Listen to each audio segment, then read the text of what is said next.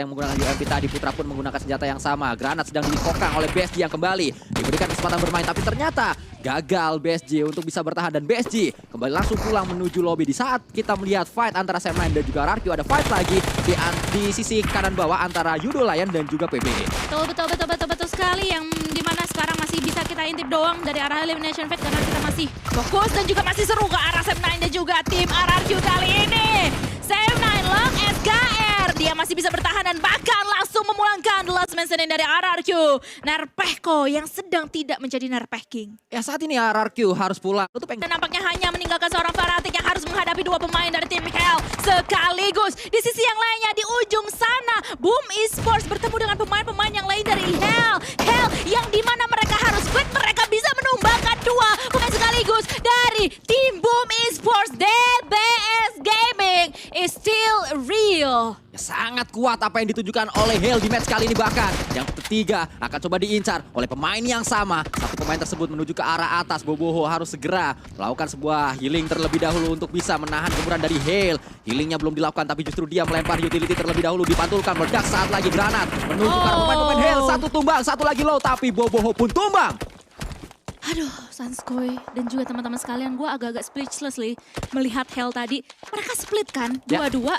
Duanya ngadepin AE, duanya ngadepin Mo dengan tim Fast Clan. Vintores tumbang untuk saat ini karena ada Tiger dari Hell di sisi yang lain. Oh my god, tiba-tiba saja di bagian barat dari circle ini sudah rame banget. Dan DBD akan berhadapan dengan tim Bigatron Drag Villains. Genfos dalam usahanya untuk membungkam DBD, dia harus tereliminasi meninggalkan teman-teman yang lain dari tim Bigatron Drag Villains yang akan terus-terusan dihantui oleh DBD. Tetapi Yon berhasil untuk ditaklukkan oleh seorang Deus, tetapi dia harus reload terlebih dahulu. Untungnya masih mempunyai timing tersebut.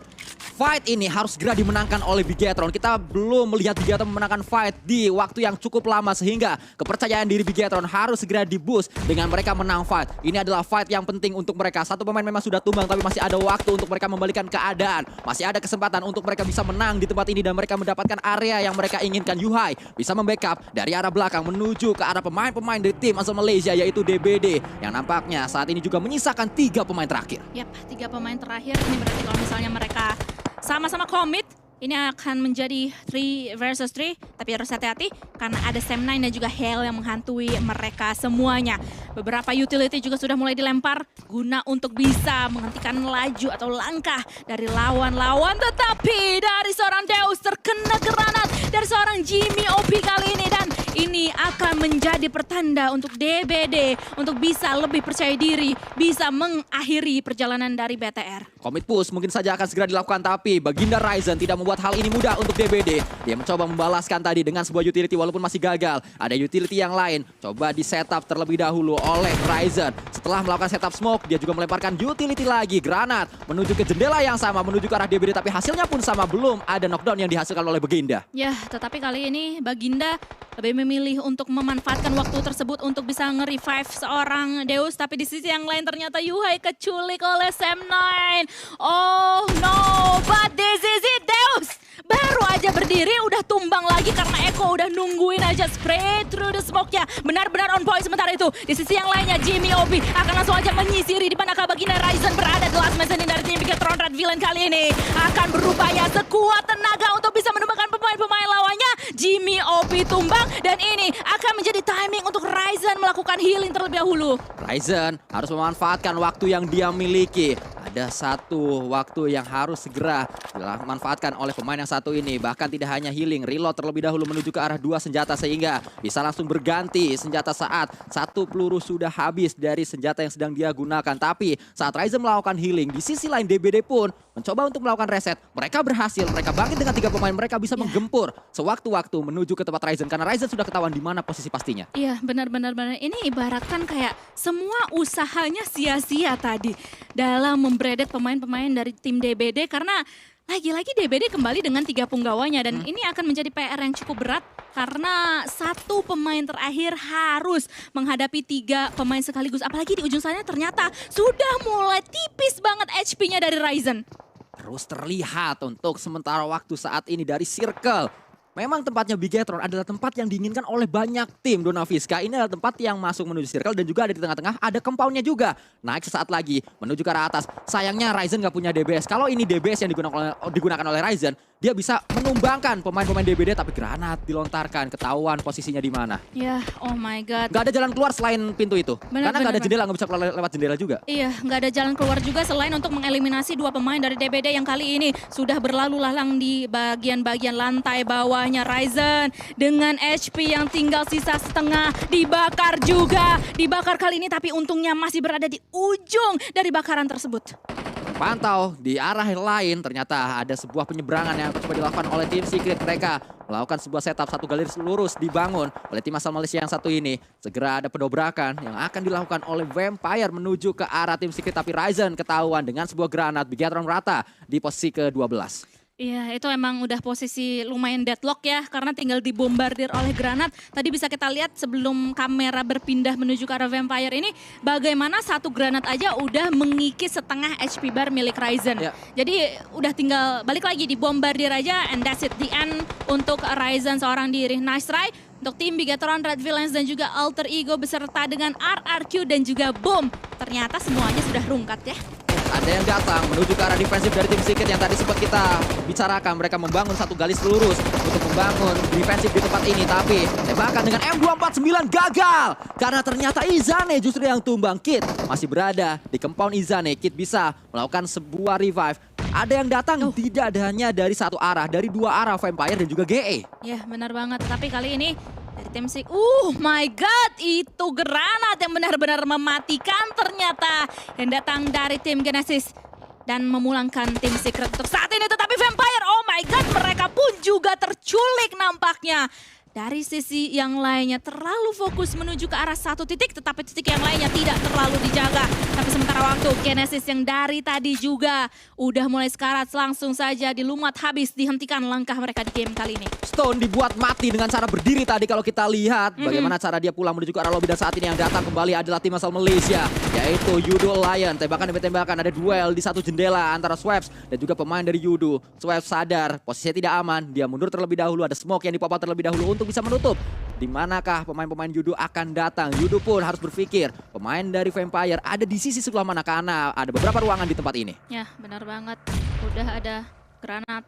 Beberapa di antaranya sudah mulai dikeluarkan sedari tadi, tetapi masih bisa bertahan antara mereka semuanya. Syamil di ujung sana, oh ternyata masih belum bisa mendapatkan apa-apa. Tetapi Adik Look udah sedikit kelihatan tadi dari arah Nuzi, udah mulai tercicil juga HP bar di antara kedua pemain dari Vampire dan juga Yudo Alliance kali ini. Adik Look melontarkan granatnya selanjutnya, tetapi Nuzi membukakan tembakannya.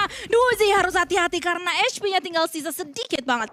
Harus segera mengambil sebuah keputusan, apakah fight, commit, atau mundur terlebih dahulu. Karena healing tidak mungkin dilakukan oleh Nuzi. Dia tumbang, Swaps juga tidak punya waktu. Yudo Lion datang, Yudo Lion mulai menggila. Mereka men-sweeping segala tempat di area ini. Tapi Swaps keluar dengan sebuah DBS. Swaps dihukum dengan tembakan balasan, DBS dibalas dengan DBS. Ini benar-benar on time sih waktu penyelesaian fight antara Yudo Alliance dan juga Vampire tadi. Karena kita lihat hanya tinggal beberapa belas detik tadi ya untuk Blue Zone bergerak dan juga melumat HP dari pemain-pemain Yudo Alliance. Dengan demikian mereka masih mempunyai timing untuk bisa masuk ke dalam zona. Tinggal seberapa rapihnya, karena di sisi yang lain juga beberapa tim juga sudah mulai serap. Di antaranya di utara adalah SLD harus bertemu dengan Box Gaming. Ini lagi-lagi do or die situation, atau mereka harus muterin circle untuk bisa masuk dengan aman. Ya, karena tidak ada tempat lagi nampaknya untuk bisa menuju ke area compound. Area compound tersebut dibagi menjadi 3 titik dan 3-tiganya sudah diisi oleh DBD, Back in Time dan juga Hale. Nabrak Hale bukanlah tempat atau keputusan yang tepat, nabrak DBD pun bukan keputusan yang bijak. Apalagi kalau kita lihat nabraknya menuju ke area tengah dengan langsung menggunakan kendaraan. Pasti di-braided dengan dua arah yang berbeda atau dua tim yang berbeda menabrak kita. Iya, apalagi kalau kita harus perhatikan juga bagaimana itu adalah flat ground juga ya Sanskoi, dan juga minim obstacle atau barrier yang bisa diamankan oleh pemain-pemain ini. Cara yang benar-benar ideal mungkin adalah dengan rush dengan cepat atau ngebut seperti halnya yang akan dilakukan oleh SLD kali ini. Tetapi satu pemain mereka juga harus tertumbangkan. Gaslow kali ini sebagai frontliner untuk timnya harus ditumbangkan juga, dipunish oleh lawan-lawannya. Hell sementara waktu kali ini masih bisa reset terlebih dahulu. Inilah yang tadi sempat ingin coba saya jabarkan. Bagaimana kalau kita datang nabrakin satu area, nabrakin Hale atau nabrakin DBD di belakang. Yang nembak bukan hanya dari Hale-nya aja, tapi dari tempat lain pun akan nembak. Sam9 tadi terlihat bagaimana mereka juga bisa melakukan tembakan menuju ke arah SLD yang akan datang. Dan pasti kalau kelihatan, Sam9 nggak mungkin nahan tembakannya, dia juga pasti akan coba nabrak. Atau coba nembak maksud saya. Iya, dan dengan demikian kita bisa melihat dua pemain dari SLD udah kekunci di situ aja. Kesetop langkahnya ibarat kata itu ya. Bacon dan juga Hale be like, lu itu nggak diajak ke sini. Jangan ke sini terlebih dahulu. Apalagi Parajin kali ini tumbang. Hanya meninggalkan the last man standing dari tim SLD saja, yaitu Gosu. Karena Parajin pun juga terconfirm eliminationnya di tangan Tiger dari Hale. Flash melemparkan satu molotov tadi, berharap satu player terakhir dari tim SLD yaitu Gosu terbakar atau dibuat anget setidaknya di tempat dia berada. Terus terpantau dari drone view kita. Bahkan Sam9 masih bertahan di dua shake kecil yang mereka miliki. Ini adalah satu penjaga yang bisa menyulitkan berbagai tim untuk menuju ke arah tengah. Yep. Dan ini dia teman-teman semuanya, stage 6 menuju ke arah stage selanjutnya. Masih ada 6 tim, tapi Gosu itu gemes banget sih posisinya tadi. Udah di lockdown dan harus kerja ekstra keras demi untuk memperbaiki placement point untuk timnya saat ini. Sementara itu, di sisi yang lain Yudu Alliance pun juga dibombardir dengan beberapa pre-fire atau tembakan menuju ke arah mereka. Sementara itu Gosu nampaknya ada beberapa lawannya yang sudah mulai mempredik posisi dari Gosu sendiri. Sky Only versus Gosu kali ini akan berhadapan face to face antara Hale dan juga The Last Man Standing dari tim SLD. Dan nampaknya seorang Sky Only harus ditumbangkan juga. Maksudnya baik, maksudnya Sky Only adalah untuk meng-clear seorang Gosu sehingga pemain-pemain Hale bisa fokus untuk melakukan next step-nya yaitu menuju ke arah circle. Tapi yang tidak disadari adalah adanya Sam9 ini yang tadi sempat saya katakan juga saat kita datang. Yang nembak tidak hanya dari satu arah, tidak hanya dari satu tim, bisa saja yang nembak dari dua tim yang berbeda. Iya, dan Gosu somehow dia masih selamat kali ini. Dan bahkan memberikan efek jera juga ke arah tim Sam9 karena menghasilkan satu knockdown yang cukup signifikan untuk bisa membuyarkan defensif dan juga mungkin nanti strategi ofensifnya dari Sam9 sendiri. Sementara waktu yang mempunyai waktu kali ini adalah Yudu Alliance, tetapi nampaknya mereka mundur terlebih dahulu karena Kenny terculik dan bahkan dikonfirm eliminasinya di tangan Gosu. Ini adalah the real sneaky assassin. Ya justru Gosu lah yang mendapatkan banyak keuntungan saat dia sudah sangat terjepit, saat dia berada di situasi yang tidak nyaman. Dan saat ini ada yang datang juga, tembakan dilakukan oleh Serti menuju ke arah pemain-pemain dari tim yang datang itu adalah Yudu Alliance. Tapi Serti pun pulang, Yudu Alliance berhasil untuk meretake area back and time. Oh my god. Dan dengan demikian top 5 masih ada Gosu di antara mereka semuanya Syamil. Kali ini juga harus heal up terlebih dahulu bersamaan dengan Flex OP. Tapi mereka masih sedikit tanda kutip diuntungkan dengan tim lain yang tidak terlalu fokus menuju ke arah mereka. Itu kalau misalnya ada yang memborbardir di dalam shake kecil tersebut. Wah udah, that's the end untuk mereka berdua. Muhammad Syamil Nauji masih bertahan di dalam compound-nya. Dia punya satu area untuk bisa dimainkan. Bahkan tidak perlu bergerak kemana-mana. Saat lagi kita akan menyaksikan 10 detik lagi. Kita akan tahu siapa yang punya PR untuk melakukan pergerakan. Hale sedari tadi sudah lebih dulu di tempat ini. Tapi bisa saja justru Hale lah yang nanti dipaksa untuk bergerak. Seperti apa yang dialami oleh Vampire di match sebelumnya. Betul sekali, tapi Gosu, bye-bye Gosu. Nice try sekali. Sebagai The Last Man Standing berhasil untuk mengamankan posisi kelima untuk timnya. Dan dengan demikian kita hanya akan melihat adanya Sam9 versus Hale versus Yudu Alliance dan juga DBD kali ini. Dan Hale Esports nampaknya mereka sedang berada di atas angin karena masih full berempat dan juga masih mempunyai bagian pinggiran dari zona. Hale satu pemain memang sudah berada di dalam circle, tapi satu atau dua yang lain masih berada di arah luar sehingga mereka harus bergerak sedikit untuk bisa merapat ke area zona. Dan juga Hale kemungkinan besar mereka bisa mengambil tempatnya si Yudu kalau mereka punya smoke untuk menuju Yudu. Karena tempatnya Yudu itu senternya area circle ini, tengah-tengahnya adalah Yudu. Dan Hale kalau mau ke Yudu lebih dekat daripada Hale menuju tempat lain. Ya, benar-benar. Dan itu juga adalah salah satu spot ideal juga ya. Karena mengingat di sisi yang lain juga sudah mulai dijaga oleh beberapa tim. Bahkan ada di antaranya menjadi cacing ganas. Yang tadi gue sempat lihat juga ada salah satu pemain dari Sam9 sebagai The Last Man Standing ya. menjadi cacing-cacing di sana. Itu dia Prime Putra yang nampaknya juga sudah mulai terendus keberadaannya oleh Getslow. Ini dia yang gue seneng ya dari beberapa pola permainan dari pro player juga. Mereka tetap meningkatkan awareness-nya, tetapi tadi sempat kelihatan sedikit kepalanya dari Prime Putra.